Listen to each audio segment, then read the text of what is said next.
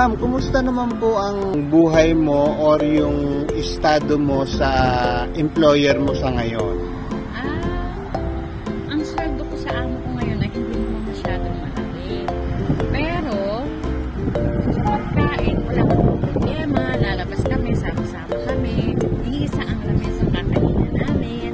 At, ang maganda, nagtatravel kami, nakasama ang amo namin. 2 times a year kami nagtatravel.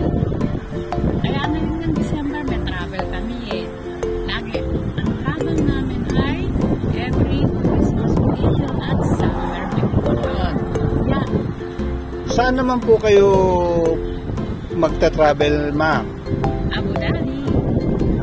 So, ilang weeks po kayo mag-i-stay ng Abu Dhabi? 3 days lang. Kumusta naman po yung komunikasyon nyo sa mga anak nyo? Okay naman kasi everyday naman nagbibideo ko kami or kung hindi naman mag-video call, nag-text kami sa messenger.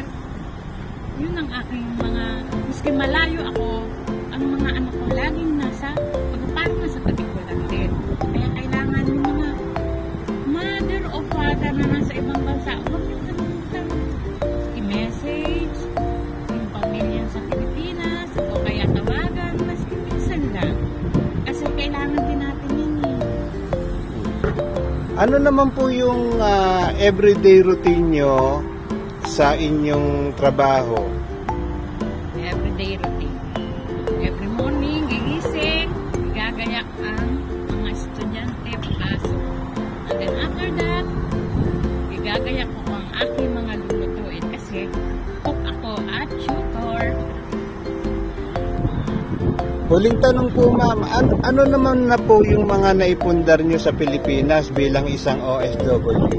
Sa awa naman ng Diyos, makatapos ng bahay namin ang ate ko, napag-aaral ko ang mga anak ko, lahat ng gusto nila, nasusunod nila. Hindi naman sobrang laki, pero yung tama lang naman at nakapagpundar na rin kami ng mga bagay-bagay sa kailangan ng mga anak ko, katulad ng motorcycle, ang mga gadget.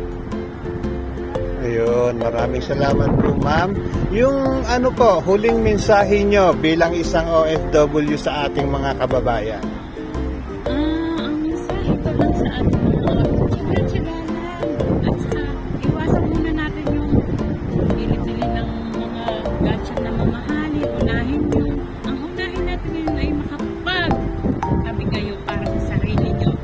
Sa karamihan na nga ngayon, puro ang iniisip ay pamilya sa Pilipinas at sa kahuli-hulihang pagkakataon tayo ang nawawala. Kaya please lang sa mga katulad ng OFW, magtala kayo para sa sarili nyo. Yun lang po.